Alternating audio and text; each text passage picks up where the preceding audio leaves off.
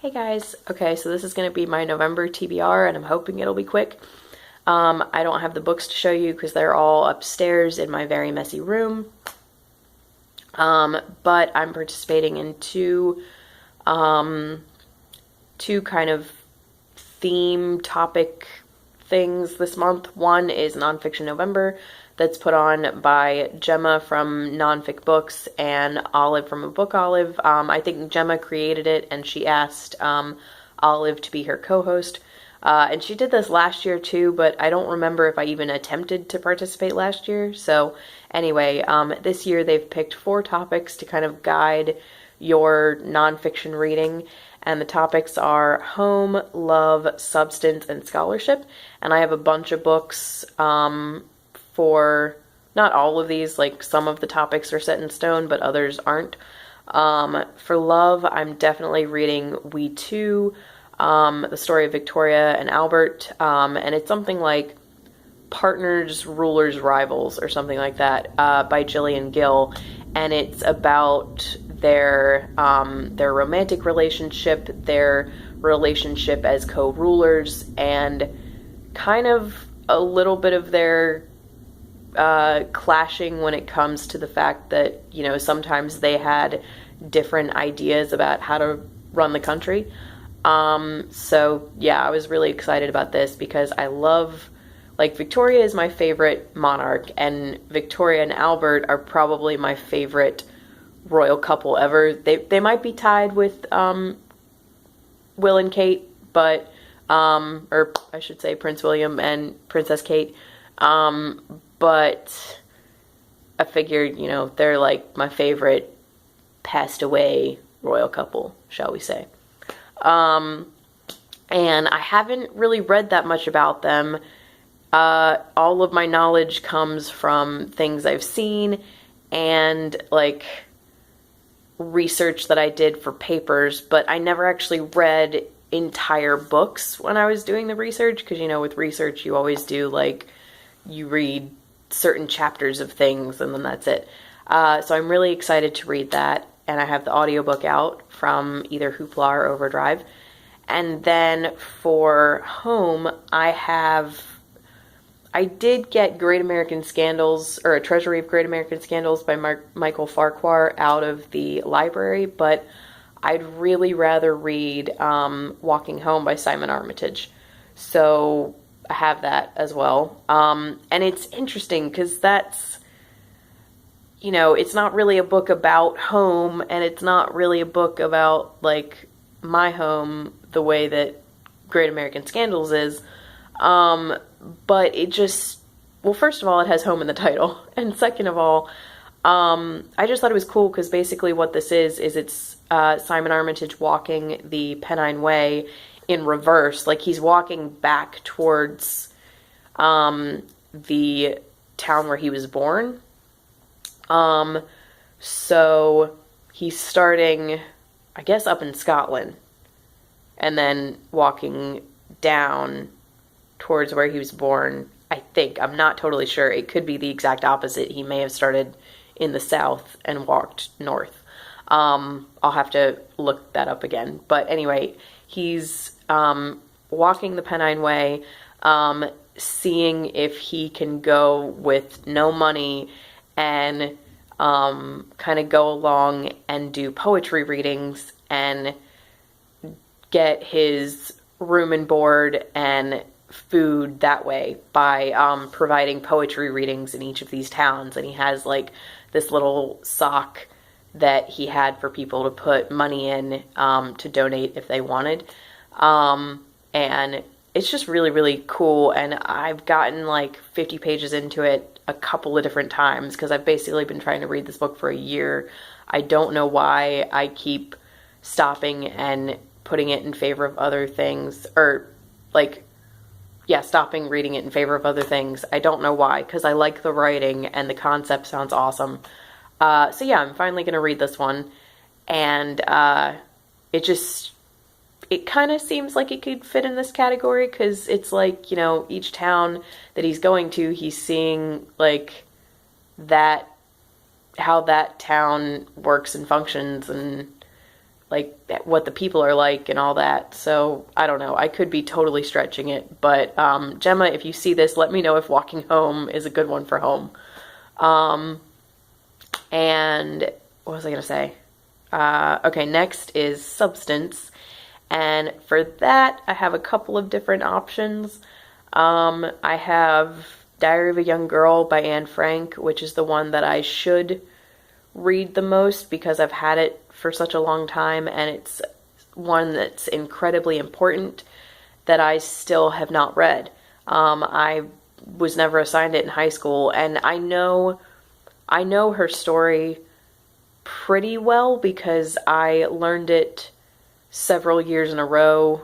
I studied it several years in a row in school, but I've never read, I've only ever heard portions of her diary. I've never actually read the whole thing.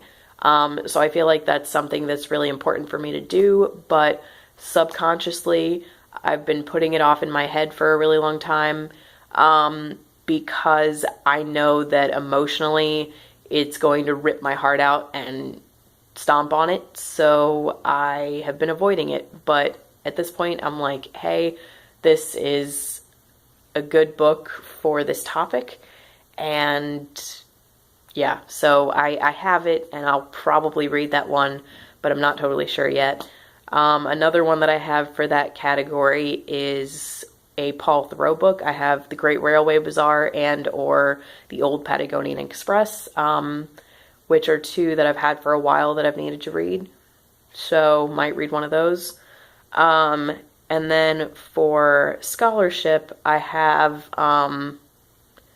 What Matters in Austin by John Mullen. And this is one that I definitely want to read.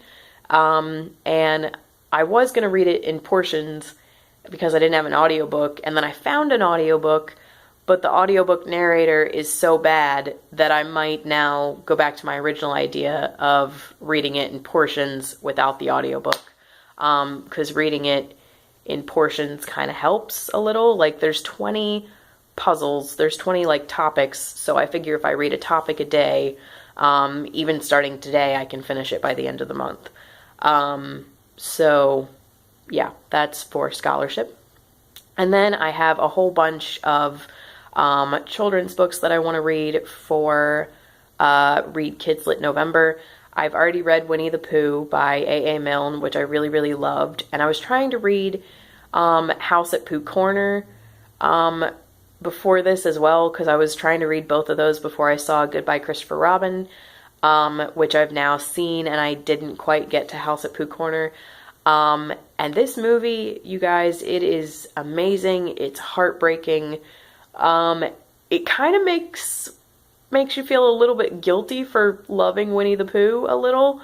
But I still really love the book.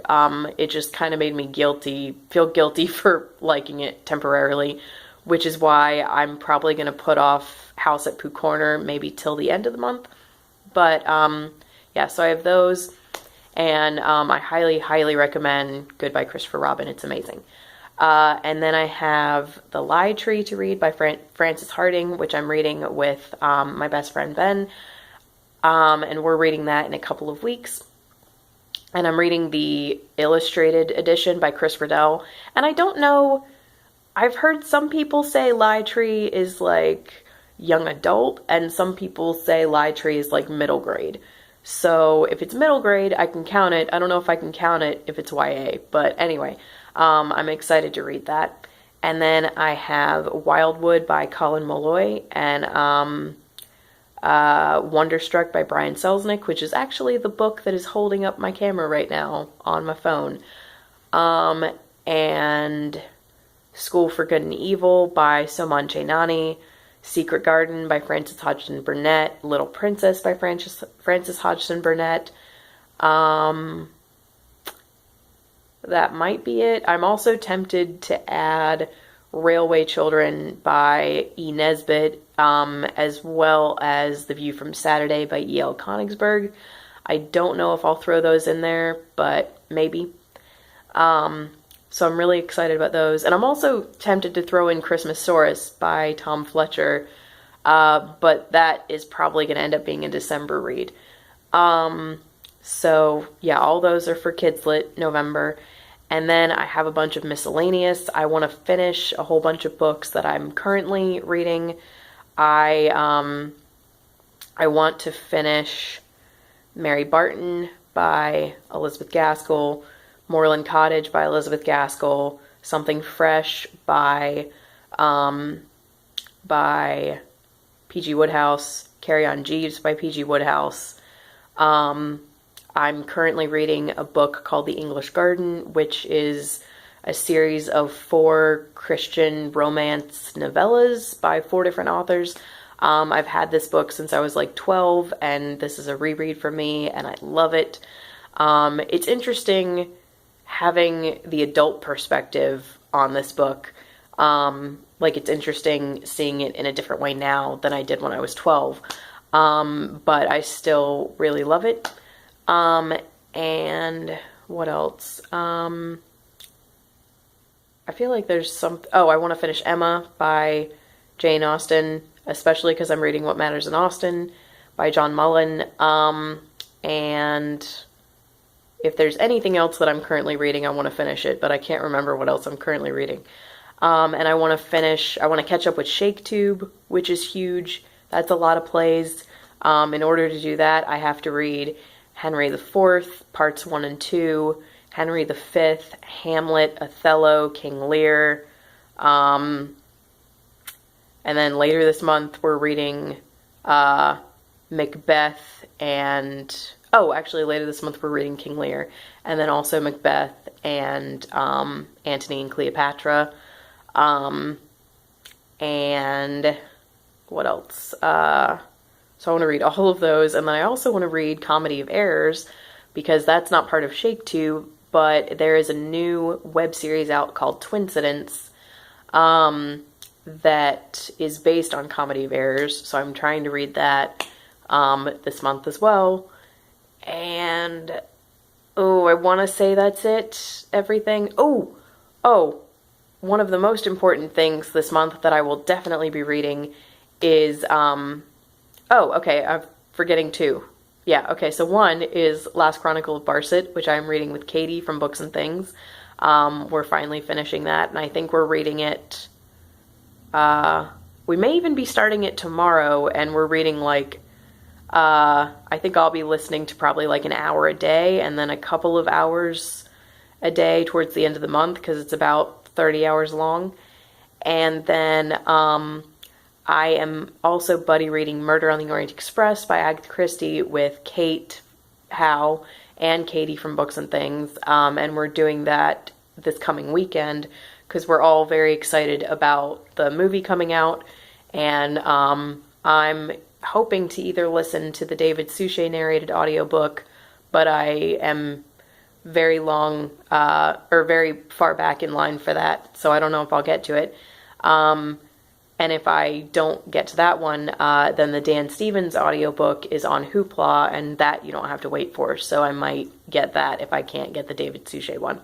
So yeah, I think that's everything.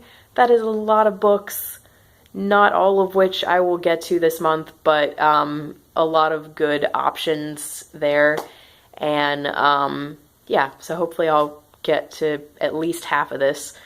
And thank you so much for watching. I'd love to know if you guys are participating in Nonfiction November and or Kidslit and or Shaketube. I've been really bad about Shaketube because I'm not only really far behind, but I haven't been making any videos because I'm so far behind. But I don't know, I kind of like reading the play and then just watching everyone else's videos instead of making my own. So yeah, we'll see how that goes. But anyway, let me know if you guys are participating in any of this. Let me know what you guys are reading for this month. Let me know what you think of everything that I've talked about, and I will talk to you guys later. Bye.